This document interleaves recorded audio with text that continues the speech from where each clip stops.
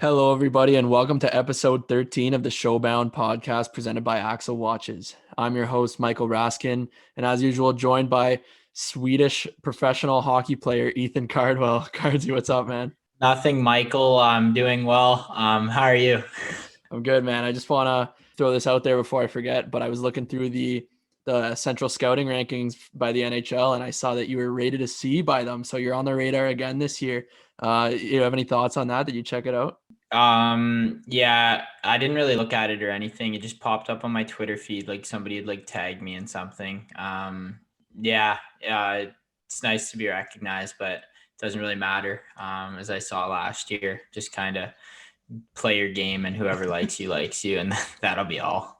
Yeah, I mean, we talk about it with all the players that we have on as guests. You kind of just like you see it, but it doesn't really matter in the end. But hopefully you can get that up to an A maybe by the end of the season, and then we'll be laughing when you're picked in the top 10 this year. But um, um, And honestly, yeah, it's cool to be noticed by people for sure. But at the end of the day, it doesn't really matter except those 31 GMs who are calling in that pick. So 32. 32 this year, yes, sure. The Seattle Kraken. Here we go. Anyway, what's up? Like, what's new in Sweden? I know your housemates there on the IR, but you're still buzzing around, right? Yeah, no, they're both back now. They battled little small injuries. JT only missed 2 periods, and Murr missed like a period or 2 periods in a game. But we got a nice week off here, and then we kind of reboot things on this Sunday coming up on the road. So we do 6 game segments, and then you get like 6 days off. So that's we done our first 6, and now we got our week here to just kind of prepare, reset, and get ready for this next push as we try to move ourselves up the rankings. Did you go out for dinner with Lidstrom? Not yet. I think we're going over to his house on Friday. It was actually pretty cool. We skated with Nick Lidstrom today, actually, at the rink. And man, like me and JT Murr just kind of moseyed around in a tracksuit, just trying to get some feeling back on the ice and get used to it again. But me and JT were out there, and we were doing some drills with them, and just the way this guy passes the puck, man, you can understand why people argue him for the best defenseman ever. Like, I've never felt passes this crisp, just a flat right on your tape every time, and just rockets. I'm like, holy crap, like this is legit. He's So that's still pretty got it. cool. Yeah. Yeah, and it's cool to just be in his presence, and he's just like treating you like another guy. It's just like you're hanging out, just like you're out there. So it was pretty cool experience. And then probably going to his house on Friday again. So kind of an honor just to be around a guy like that. Yeah. You get any pointers from him or JT? Was he in his ear? Not really today. I know we're going back on the ice with him Thursday, I'm pretty sure. But yeah, I'm sure he's got some critiquing to do with JT being a defenseman. Yeah. That's sick, man. We got to get him on the pod. Yeah, um, that would be a sick interview if I could somehow weasel my way into getting him on the pod. yeah. We'll be like, hey, you want an Axel watch? And he'll definitely be saying yes when he hears that. But Oh, 100%. um we got another good episode today. We got two guests at the same time, Brandon Coe and Ethan Keppen, both fourth round picks in the NHL and top 10 in the OHL draft. They're friends of Cardsy's. The two of them are best friends, and it was a really funny interview. We got into some funny questions towards the end, and once we all got a little more loose, I think the interview got better as it was going on. So I really enjoyed it. It was a fun one to do, and yeah, it's going to be a good one. But we got some hockey news to talk about. Big trade in the NHL. Patrick Laine, Pierre-Luc Dubois. The trade was Laine and Jack Roslovich for Pierre-Luc Dubois on a third round pick. What are your thoughts on that one, Cards? I think it was just like it was time really. Dubois was gonna leave Columbus. It was inevitable, just like the way he was performing and the way Tortorella was going about things there. So for him, he was definitely on the move, and there's been talks about Line for a little bit now. So I think it was a good move. Second for third overall picks, just kind of an even trade swap, fresh start for new guys, or fresh start for the guys on new teams. So I feel like they're both great enough players that they'll fit in no problem and just kind of take off where they left off in their careers and just excel on those teams. I think that Laine is the better player, in my opinion. And Dubois is nasty, don't get me wrong, but I think and even as soon as like a year, you look at this trade and be like Columbus won the trade, in my opinion. I think when Laine's putting up 50 goals a season, and you can look back. I don't know, but it's definitely a good trade, and it needed to happen, like you said. We got some other news. Former Coyotes GM John Chayka was suspended by the NHL until the end of the year for his dispute with the Coyotes and trying to get out of his contract early. So it's kind of like meaningless, really. He wasn't involved anymore per se, but now he has to stay out at least for a year. So interesting. I know there was some shady stuff going on too about the draft scandal and him kind of weighing players or something before the draft, but he wasn't suspended for that. They were really clear to say that didn't factor in. But do you have any thoughts on that? Yeah, I remember hearing about all that went down. Obviously there's no like testing allowed of players and stuff before the draft.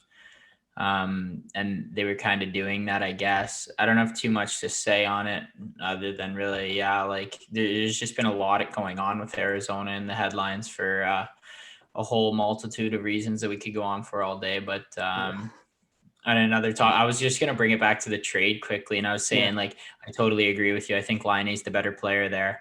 And I think Columbus is going to benefit huge from that trade down the road. And you look back at this trade in 5 years, and I think they got a steal, even though Dubois will be a good centerman there.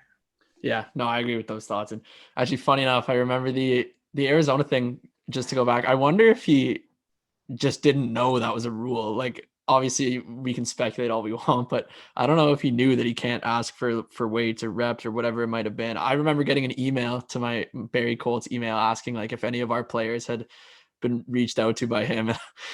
So I remember like seeing that way before it had come out publicly. I was supposed to do some research on that, but yeah. And then I got one more kind of upsetting news, but I wanted to bring it up and mention this, that Kyrell Sapotic, the Kamloops Blazers player, he was paralyzed after a snowboarding accident, and it's horrible news. It's been all over Twitter and Instagram and stuff, but I want to say there is a GoFundMe page. If you search "Help Support the Sapotics" on GoFundMe, they're going to pay for things like renovations, healthcare costs, and any additional support required. It's just a really sad thing that has been going around, but if you want to donate, obviously anything's appreciated. Just horrible news. Did you see that, Cardsy? Yeah, man, that was tragic. Just waking up to kind of hearing that gut-wrenching news it's horrible. Anytime just in life that you hear news like this, it just brings down the mood. But hopefully the hockey community can rally around himself and his family here, and do our best to support them and keep his family in our prayers and himself as we move forward here. Yeah, definitely. And we'll send it over to the interview now. But before we do, I just want to say that support for the Showbound podcast is brought to you by Manscaped, who is the best in men's below-the-waist grooming. Big news. Manscaped just released their new cologne scent to help you feel good and smell good all over and at all times. Who knew smelling this good could feel this good too? Manscaped is trusted by over 2 million men worldwide. Join the movement for all your below-the-waist grooming needs. So, Cardsy, before we talk about the cologne, I actually want to mention I was talking to this girl, and she asked me, she goes like, "What cologne do you wear?" I was like, I don't wear cologne. And she's like, she was really disappointed in me, saying that she thinks it's hot when a guy has a scent like that. And all I can think of when we heard the news from Manscaped that they're launching the cologne was, this is perfect for me, and I know it's going to help me. When we met up and we were talking a little bit about the business and exchanging hats, I noticed you kind of smelt a little bad. So cheers to Manscaped for coming out with some cologne to just help out guys like Rask. Like, just really need it. He kind of smelled like the Toronto Zoo a bit, but it's fine. At least I don't look like shit. That's fine. It's fine. I have my Manscaped trimmer, so I use that on my face too, actually, sometimes. Yeah, as if you could grow one piece of hair on your face. We've talked about this before, man. Full beard. I'll send you pics next time I shave. Well, everyone knows Manscaped has the perfect package 3.0 for all of your below-the-waist grooming needs, but they didn't stop there. Complete your grooming game with the new refined cologne signature scent by Manscaped. With the same signature scent that's in all Manscaped formulas, this cologne is a perfect complement to the collection. Light, approachable, and gentlemanly in all the right ways. Think of it as your wingman for the night to keep you fresh and ready for anything. Calming and inviting, this signature scent introduces a light citrus burst before settling into the anchoring notes of vetiver and a woodsy masculine finish. This 50 milliliter spray cologne is even hypoallergenic, cruelty-free, dye-free, paraben-free, and 100% vegan. This beautifully designed glass bottle makes a statement, and the manly scent is attractive to set the mood.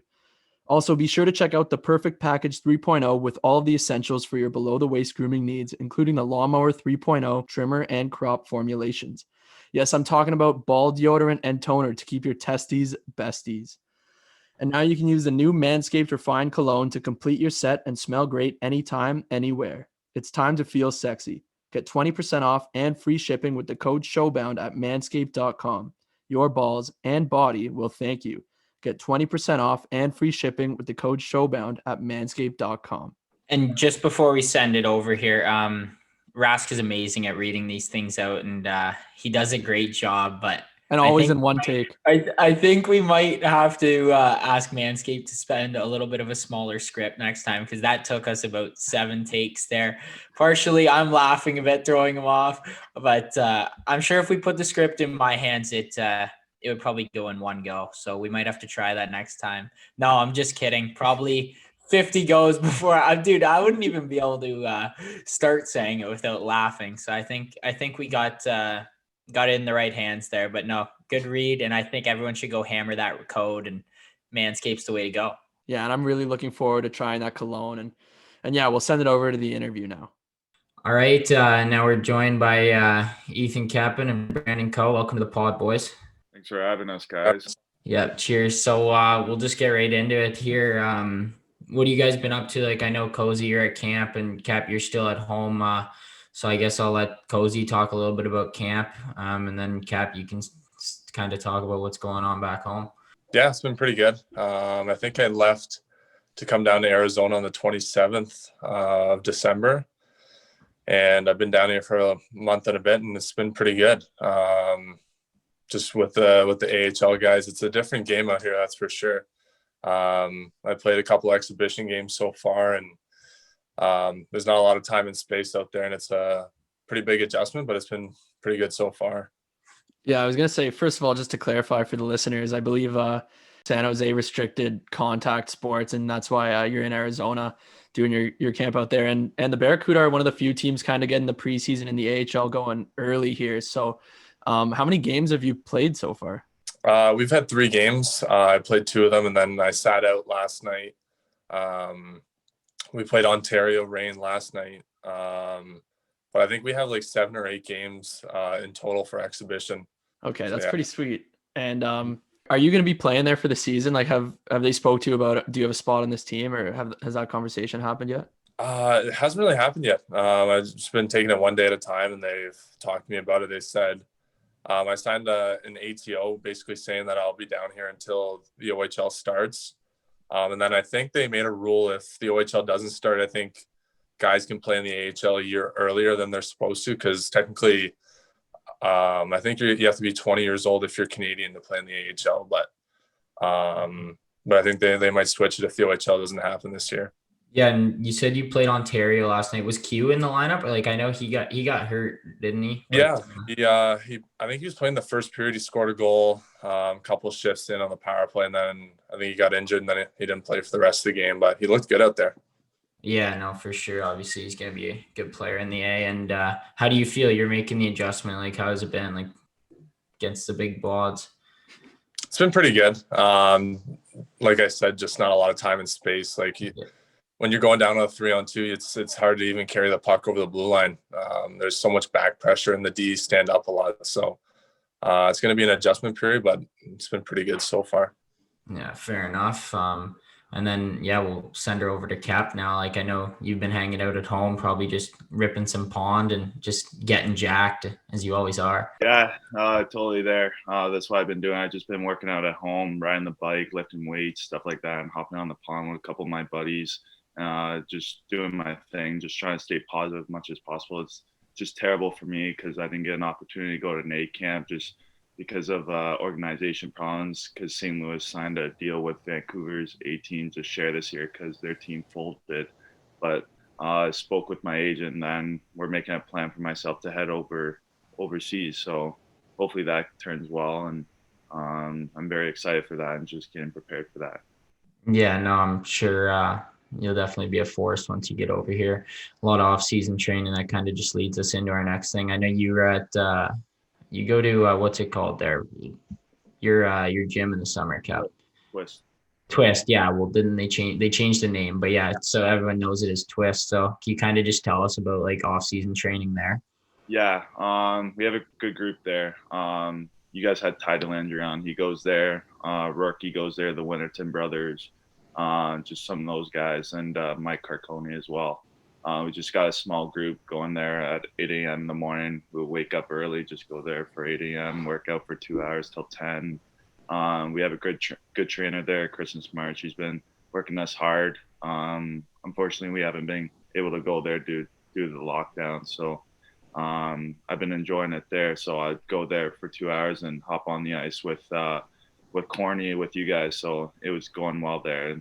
But this lockdown's just been brutal. I haven't been able to find ice as much. So I've been ripping the pond lately. Yeah, I know. Like, I don't even like all the rinks are shut down and everything with the lockdown. So hopefully you can get over here as quick as possible and get the ball rolling on that. And Cozy, I know you go to Renzo, so it's kind of intense training in the off seasons. Can you kind of just give us your take on that and how you enjoy it? Yeah, I love Renzo. I think I made the switch after my first year in the O. I wasn't too big on working out. I was at the shed in Pickering before, and I wasn't really doing too much weightlifting and stuff. And once I made the switch to Renzo, it's been great. He's really intense, but it's good for us, especially training with older guys like Barkley Goudreau, Ryan Murphy, and then obviously training with great players like Cole Perfetti and a few other guys. Blake Murray joined us again this summer. So it's been good. The training's pretty good, and we have a great group of guys there. That's sweet. Yeah. I know it's like intense training and the boys are always throwing up and stuff. We were actually just talking about this story when Danny was in town this summer, and you were probably there at the gym that day, but it was like a hill day, and then he was so out of shape after the workout, just like throwing up everywhere. He made Fats drive his car home just because he was just an absolute wreck. Yeah, and then there's Murray that throws up every day. I don't know how it's possible, but he has no food in his system. He throws up water every day. I can hear him laughing in the living room right now.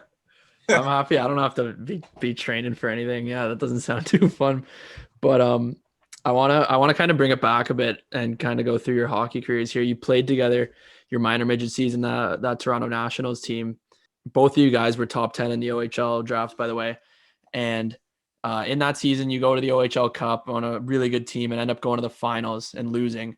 But what was that game like? Probably your first national TV game, I'd imagine, and you know the hype up, like walking into the rink on a day like that. Let's start with Kep first. What are your thoughts on like that tournament and specifically the game?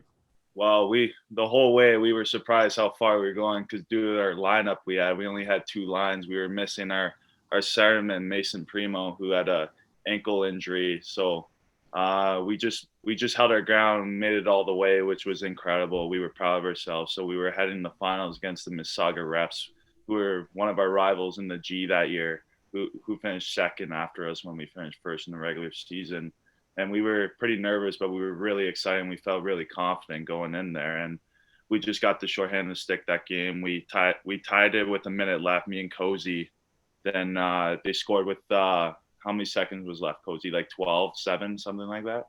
Yeah, something like that. Yeah, so it was pretty crappy, and we ended up losing the game. But overall, what a run we had there after a tough playoff we had, losing the first round, choking, and we made it all the way. So we were proud of ourselves.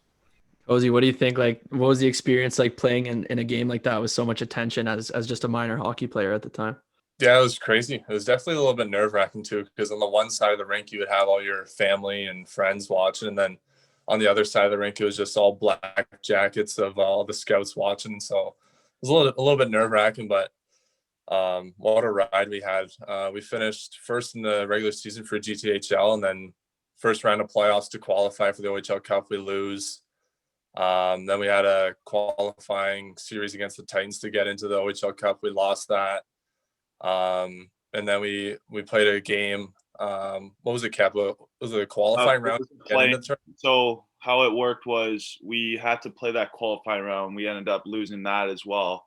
Then the OHL Cup, I believe, nominates 3 teams to go in the wild card game, so we got in no matter what. We could it didn't matter that we lost that other series. So we played Grey Bruce and we ended up winning that game. It was a close game, so we snuck in the. We almost lost that one too. Oh God! Oh my gosh! We were shaking that game.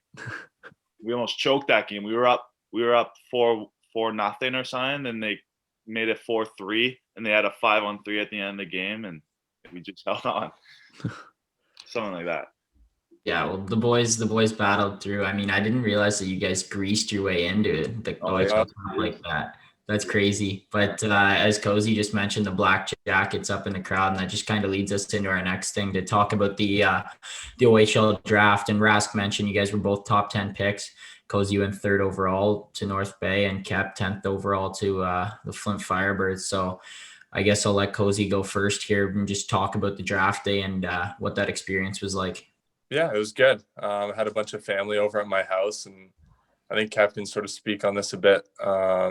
Before the draft day, you pretty much have a understanding of where you're going to go if you're in the first round. So I sort of had a feeling that I was going to go to North Bay, but it's still definitely a great day for me and my family.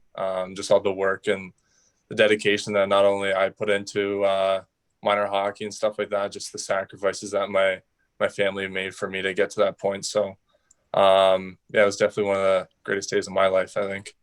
Yeah, for sure. It's yeah, every guy that we have on just talks so fondly of the memories of draft day, and it's a special day. But yeah, what was your day looking like, Cap?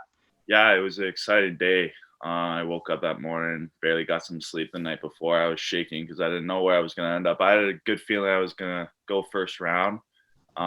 Spoke with a lot of teams saying they had a lot of interest, but I had no idea where I was going to be picked. I knew it could have been around that range in the middle or towards the end. But Flint ended up picking me at 10. So I was very happy about that because I had a good meeting with them. They spoke very highly of me, and they were telling me they were needing a lot of size up front. So my whole family before the draft that day, my dad rented out a restaurant, and we had a whole family there. We had our whole family there, at least over 20 people, and we sat together watching the draft and hear my name called. It was one of the most incredible things that's happened to me ever. So I was so happy to share that moment with all my family and friends that came there. So I was happy it was Flint. Mm-hmm. Yeah, I want to jump in. I kind of have an OHL draft story. It's not even my own because I obviously wasn't drafted, but just it got me thinking when you guys mentioned it. I remember it was like my age group, the 1998 born players OHL draft, and a lot of my friends were getting drafted, and no one was really like a super high pick other than Anger. But I remember I was sitting in this very room actually ripping some Xbox 360, some Call of Duty Modern Warfare 3 with the boys, and we had the draft on, and my buddy Jordan Sambrook, we weren't sure if he was going to get drafted. We kind of had a thought, but he was a 10th round pick. And I remember the 10th round rolls around and the phone starts ringing in his house, and he's screaming at his mom, like, don't answer it. Like, we got to keep the lines open or whatever. So the phone rings, they let it ring out. And then whatever, the phone rings a minute later. He's like, don't pick it up, screaming. And then 5 minutes later, it rang a third time, and he didn't pick it up because he was yelling. He thought his mom was getting some phone call. And we see his name go up on the draft, 10th round, whatever, Jordan Sambrook, Erie Otters. And then he gets a phone call in his cell, and it was Sherry Basson, who was the GM at the time. And he was like, why aren't you answering my phone calls? I wanted to tell you I was going to pick you. What the hell's going on? You're ignoring me already. We're off to a horrible start. It was so funny. So it was Erie calling him 3 times before they picked him just to talk and let him know that they were going to pick and see if he was going to report. But that one came to mind. I mean, not necessarily a first round pick story like you. And, Cozy mentioned you kind of know where you're going to get picked. He had no clue, didn't know if he was going to get drafted. And I don't know, that one came to mind, pretty random. But Sambrook, he's a beauty. Oh yeah, do you work out with him there? Yeah, he works out with us. Okay, I thought he might. Too, but we had split groups just because of COVID and stuff. But yeah, he was working out with us for a few summers. Yeah, that was funny. I remember about that. But I want to talk about your first year in the O-Cozy actually, and we'll go over to Kep and Flint. But you know immediately you're heading into a team that was kind of in a rebuild. And what was the adjustment, maybe on a team that was a little weaker in the standings, you were able to get more ice, and how did that adjustment period go for you? And when did you really realize I can fit in the league? Yeah, it definitely took some time, especially in preseason. Kep and I played in that tournament in Buffalo. There's a little showcase that the OHL does there. But it was definitely different. Going in 16 and you're playing against these 20-year-old guys, it's definitely a little bit nerve-wracking. But once you get some games under your belt and you get some confidence, it definitely helps out a bit. But early on in the year, it was definitely tough. Going into games is just a little bit scared, a little bit nervous for the first few games. But after that, I think you settle in and then you get back to your own game. And Kev, what about you? Like, you go into Flint.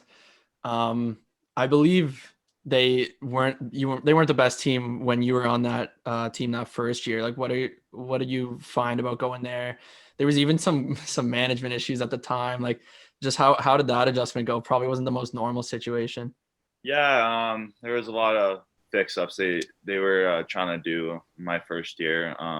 First thing was they wanted to go back to a rebuild stage because the year before, I believe Delhi spoke upon this. Like, they were a really good team his first year, and next year we had a lot of OAs come back, and they had to make a situation for that, who they were going to keep and who they were going to get rid of. So, yeah, we had a pretty good team at the start of the year. We started off 3-0, and I went in as a 16-year-old young forward who didn't get much opportunity yet, but I worked my way up. So I was starting off fourth line, not playing special teams or anything. So I just stayed positive and kept my fair ground, just worked hard. And once the big trades happened with Commando and Moore, that's what opened the gate for me. So I came up to like the third, second line opportunities, and that worked out for me a lot. And I got to play with Delhi a bit that year, which was pretty good for me. He was in his draft year, but he was our best forward that year. And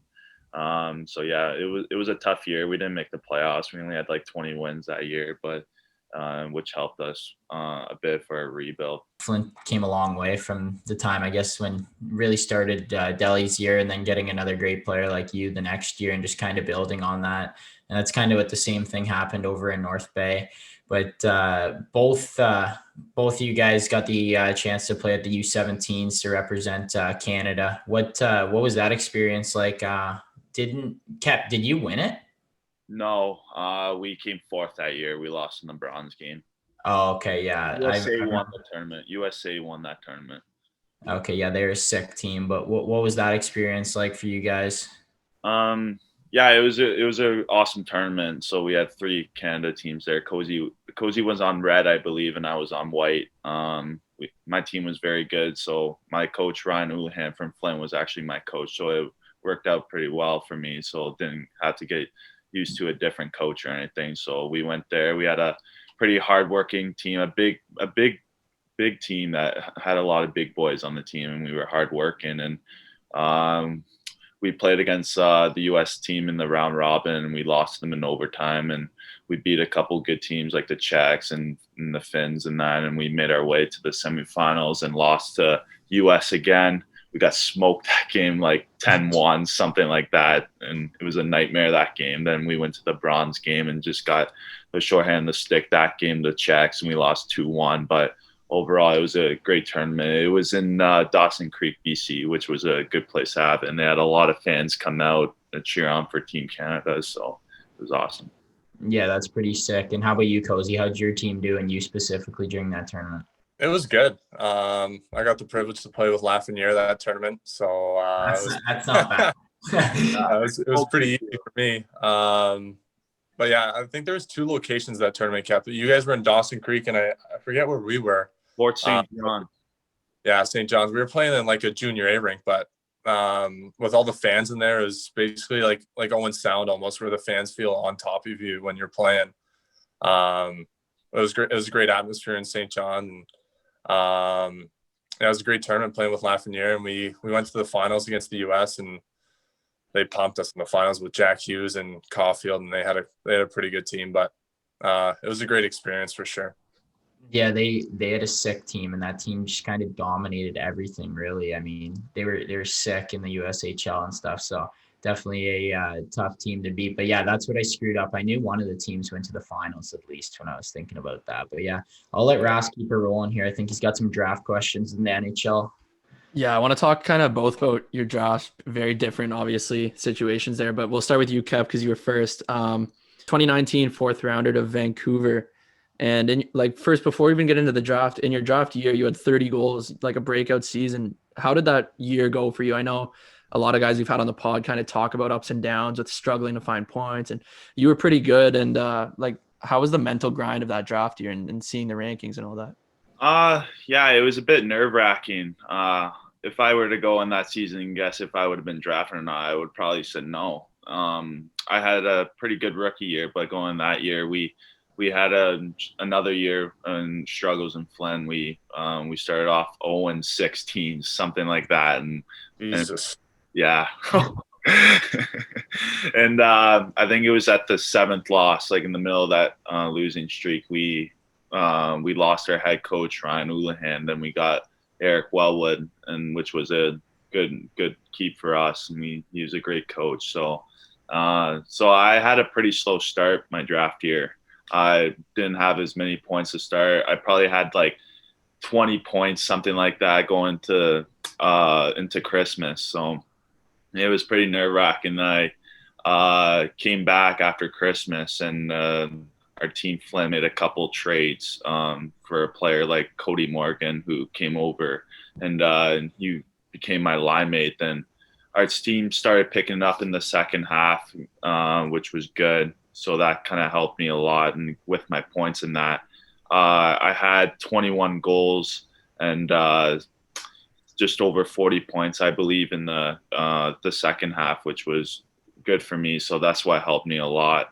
And a lot of scouts in that came that year, and it was a bit nerve wracking. I had a lot of interviews. I probably interviewed with probably 20 out of the 31 teams that year.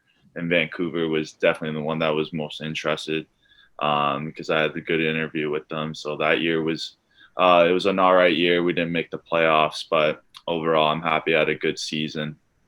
Did you get any interesting questions, any mind questions? I'm hoping someone, I ask this one like every podcast, but did you get anything interesting or notable from any interviews?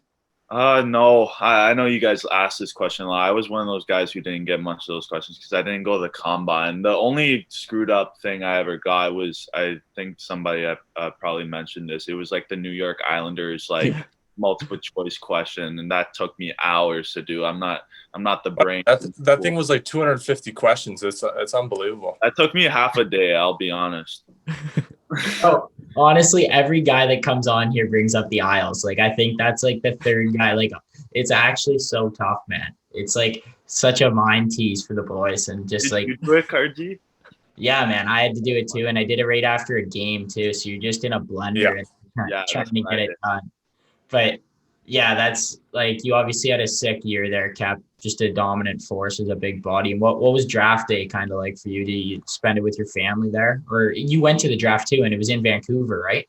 Yeah, so it was a bit of a debatable question if I should go or not, because it was in Vancouver. I think my family really wanted to go, and I had mixed feelings because my rank in that, I wasn't ranked as high. I was probably ranked like fourth, fifth round, but you don't know at the end of the day if you were going to get picked or not, because anything can happen in this draft. And so I took the full risk to go with my whole family. I had over 20 people there. Had my billet family come out as well. My whole family, cousins, grandparents, everyone. Even my skills coach came out too, Rob DeVoe and Johnny Simone. It was good. So it was a pretty nerve-wracking day. I went to the first round to watch, which was a cool experience. Then went to the second round, to the seventh round the next day on the Saturday. It was a very long day.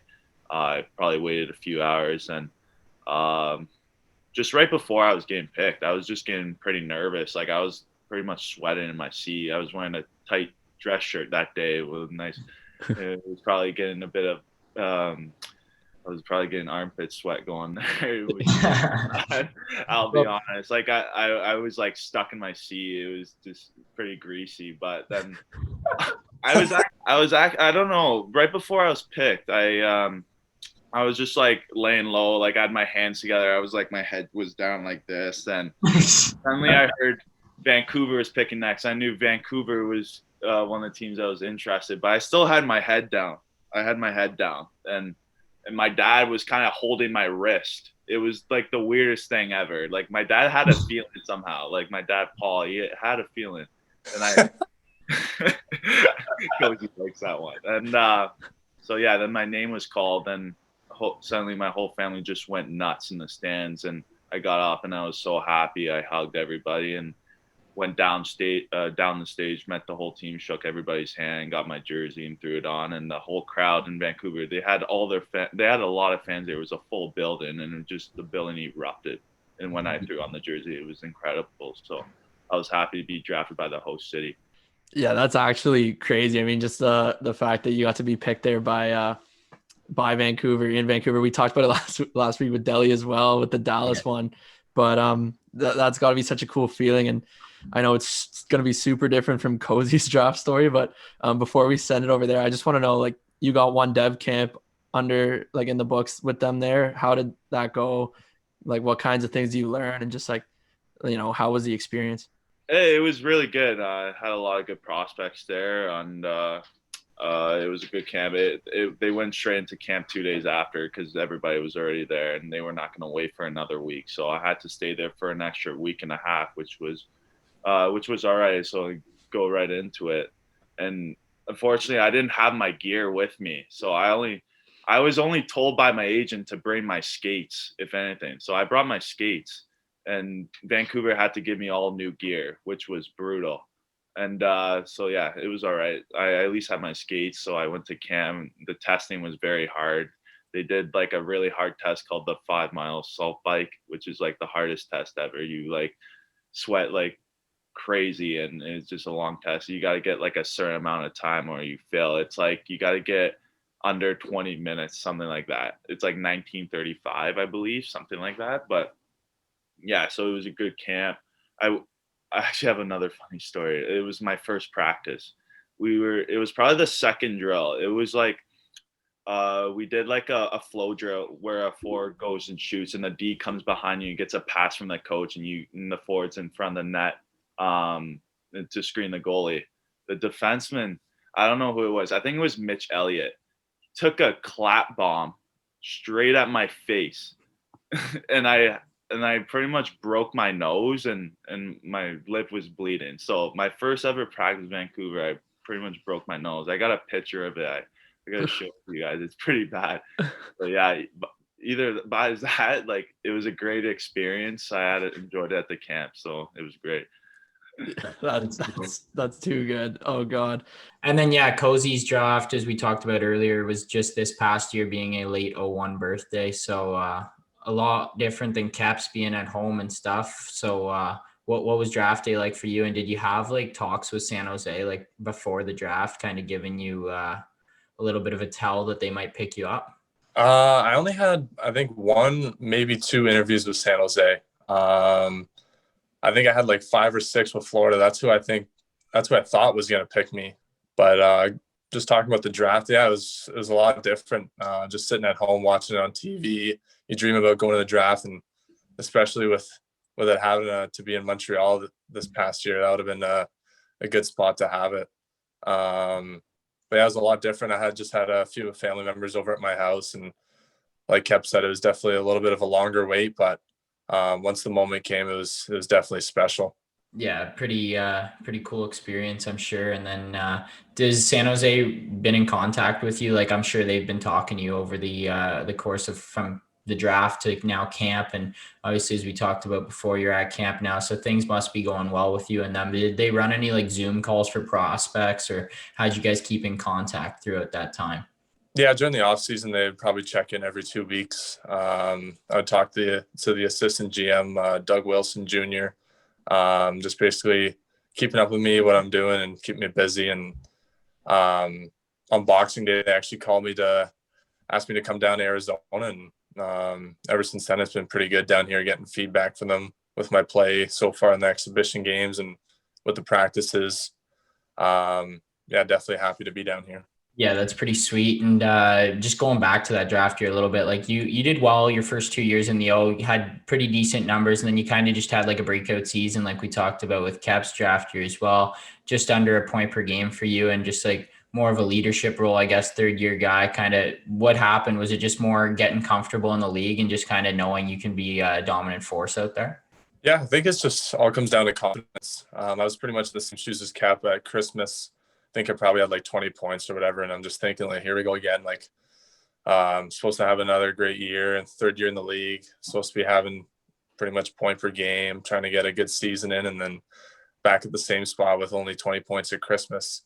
Definitely a little bit frustrating, but once we got the coaching change and we had Ryan Houlihan come in, I think he gave me a little bit more of an opportunity to have the puck on my stick more and make plays that way. And once we made that change, I had a little bit more production and a little bit more confidence going into the games. So yeah, it was good. Yeah, exactly. And when I saw you guys, when we played you anyway, you looked good with the puck out there. Obviously a big boy. So both of you guys clear the way and good skaters to get pucks to the net and really create offense off that. But I think Rask put together a little best friend questions because we know you guys are super tight and grew up together. I guess I'll let you take this one, Rask. Okay. I just want to comment quickly before about North Bay, really unrelated, but at least last season, in my experience, I think North Bay had the best pregame meal in the media room. So no, man. Have you been to SAG? No, I never went to SAG. SAG is unreal because in my first year I was getting scratched. So I get in there. Unbelievable, man. Like the buffet, just like everything you can imagine. The desserts were elite too. So I actually didn't mind getting scratched at home. I kind of loved it, to be honest. Fair enough. But yeah, anyway, I got some questions and I guess the first one, like you can answer it about the other person. So I'll start with Cozy. I'll ask you if hockey didn't work out for Kep, what would he be doing? What would his career be? Oh, Jesus Christ. God,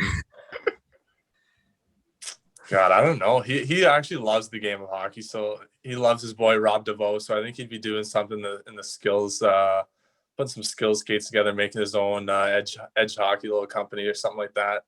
Probably grab his skirt. It's corny. All right. I think he's right. I have nothing else I'd be doing besides hockey, so it'd probably just be something that involves with hockey.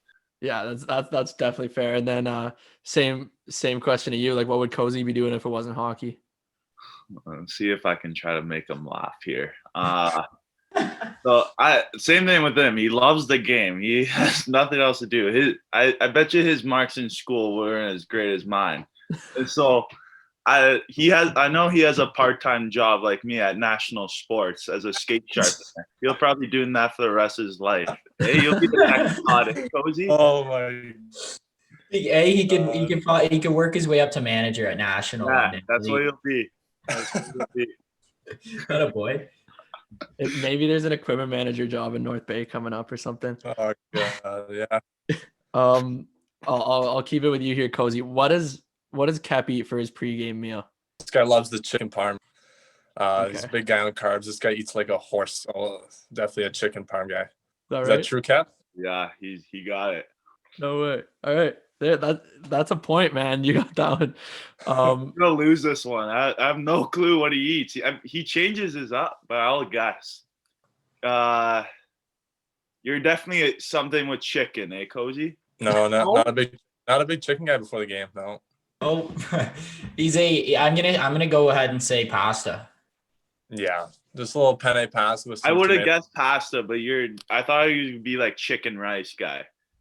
No. You eat like crap, so I don't know. You eat McDonald's every day.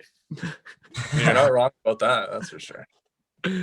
That's funny. I mean, if you had to guess for any hockey player, chicken and rice is a pretty safe one. You'd probably get about 50% right. But Kep, what does Cozy use, black or white tape? Black. Yeah. And Cozy? Kep switches it up, but I'd probably say white majority of the time. Yeah, you got it. I actually, like this year in the summer when me and Cozy skate together, he told me to switch over to black to try it out, and I have been lately, but I've been mostly a white guy. Okay, what about for a bonus point, even though I'm not really keeping track? Who can tell me what color tape cards he uses? White. Black. I've been using, actually, this is weird, man. Like I switch it up a lot. In the summer, I just use whatever's in the bag or whatever the boys have. But honestly, I switch it up. But there's one thing, when I use the white, I always shade it with the puck, so it's sort of black. So they're both right in a sense. The only thing that I always go to is the sock TJ, though. Always make sure I wrap it up the shaft.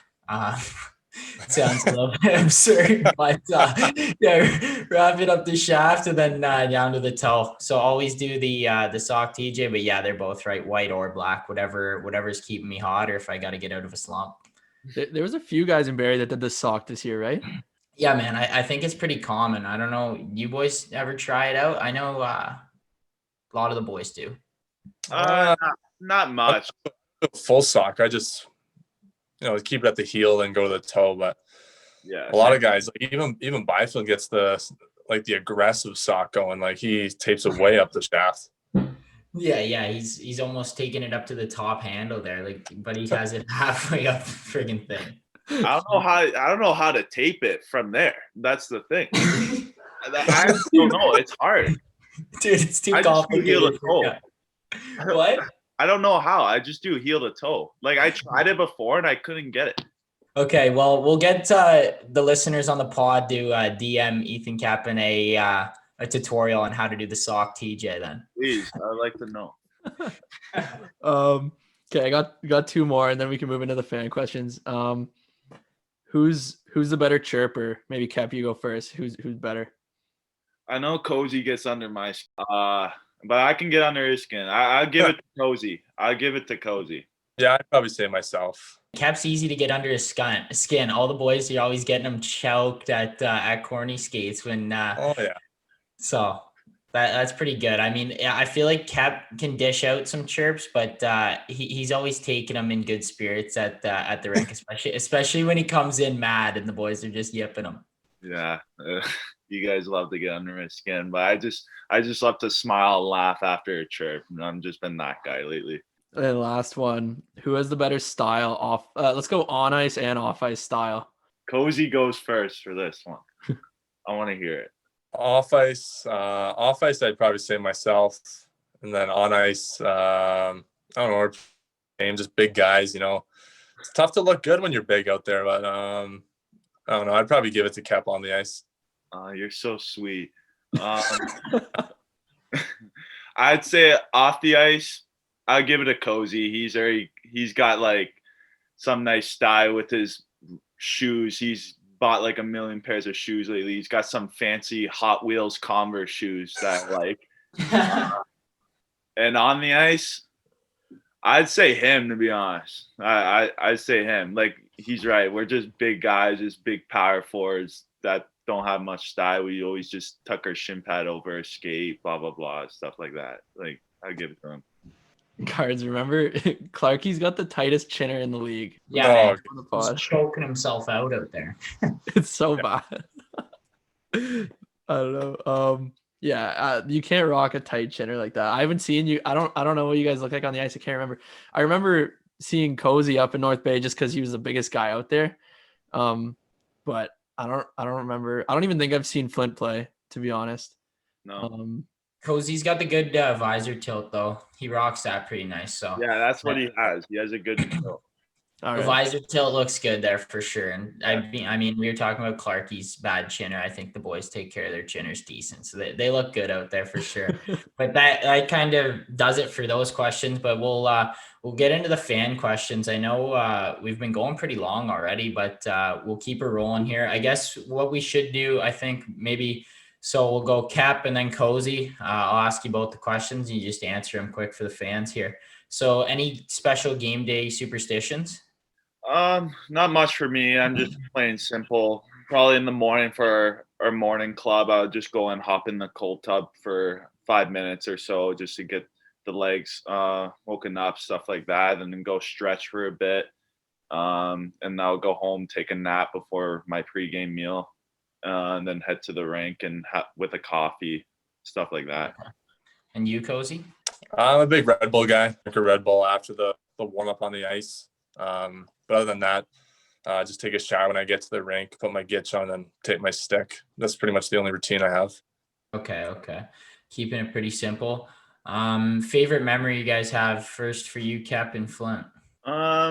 Probably I'd probably say my first goal I scored at the Harry Lumley Bay Shore against Owen Sound. It was our second game of the year, and I scored like the second goal of the game. Nice little rebound I got. It was pretty special, and it was good to get that first one out of the way. Yeah, for sure. And how about you, Cozy? I'd probably just say the road trips and the bus rides.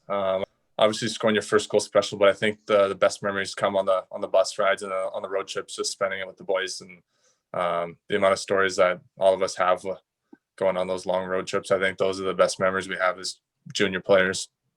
Yeah, for sure. I feel like if we started spewing about the stories, we'd be here for hours. So we could go on for a while, but we'll keep it at that for now.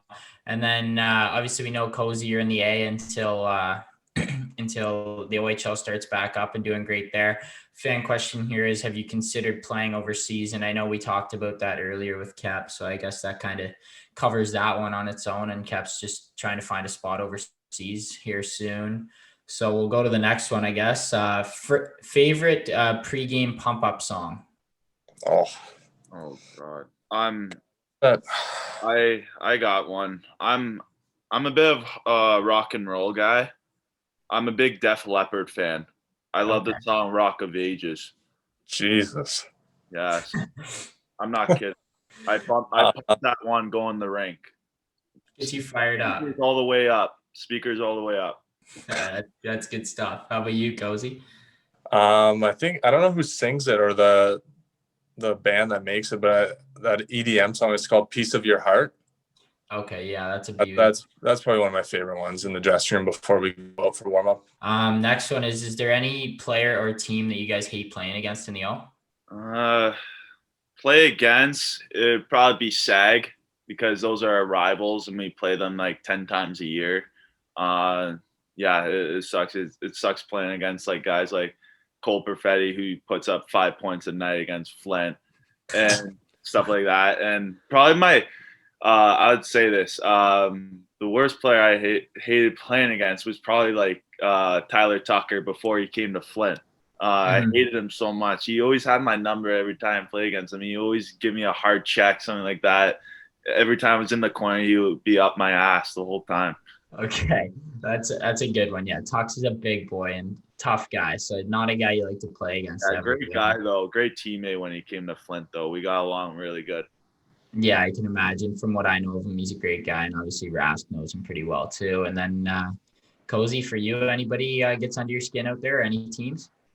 Yeah, I was gonna say the same thing. When Tucker was on Barrie, we played them quite a bit, and they got that big defenseman Cameron as well. Nothing worse than being a winger on the half wall and you get those guys pinching down on you every time. It's not fun. So definitely playing against Barrie with those big defensemen.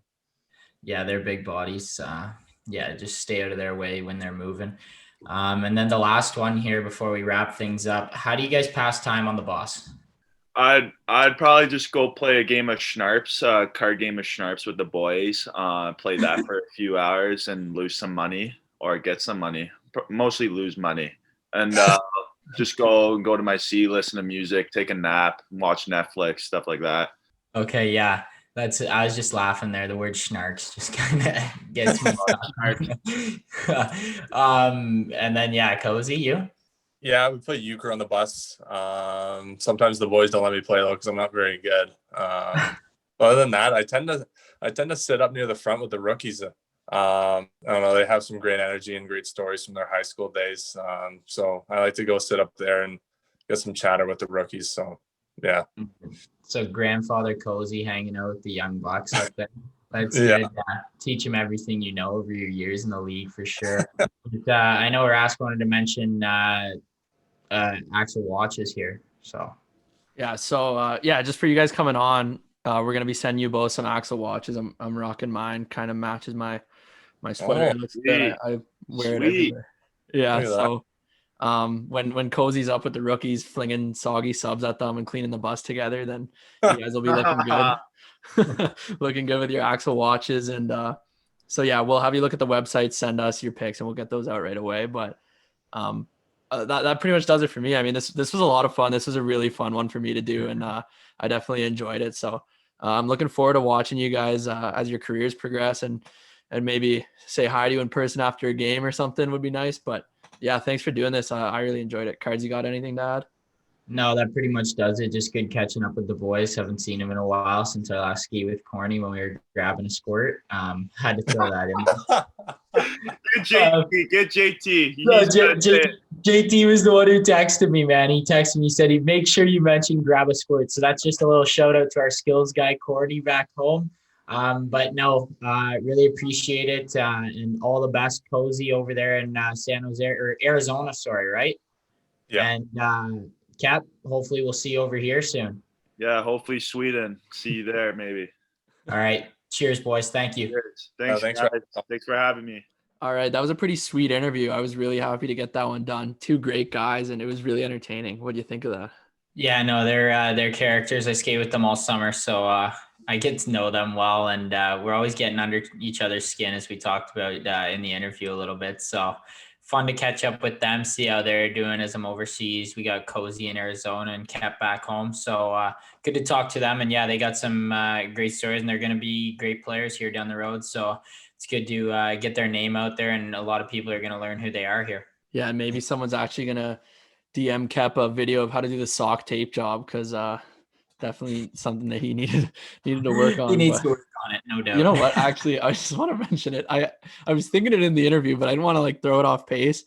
How do you not know how to do it? Like you just wrap tape around the shaft of your stick, right? Like it's not hard. But you don't want all the crinkles on it. Like I know I don't care. Like I have a bunch of like crinkles on my tape job and stuff, but some guys are so meticulous with it. Like I don't know what you are. Like, well, up there on the shaft, when it's not on the blade, it doesn't matter. On the blade, I don't want any crinkles because the puck goes there. But on the shaft, like the puck doesn't really go there, so it doesn't matter.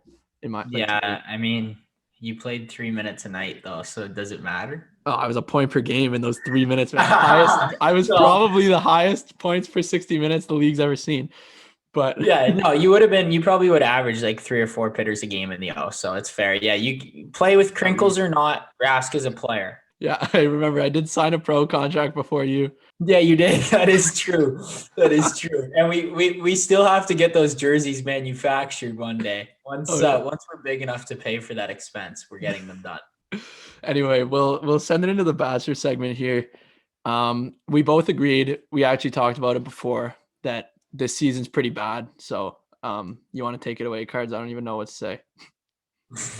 It's left us a bit speechless here, to be honest. I just watched it, and once again I was in pain watching it. Just a tough episode to get through again. Just nothing cooking really. Just a lot of the same drama. I mean, we got new girls in the house, but me and Rask just wanted to apologize about our Bachelor segment this season. It's just not up to par, just because the content they're giving us just doesn't allow us to do what we love here. So it will be missed, the good content, but we can still bring what we think. And I just thought it was garbage. Let's get your take on it this week. Yeah, no, I agree. It was tough to watch, but I'll just break it down for people quick. Like there's new girls that came in.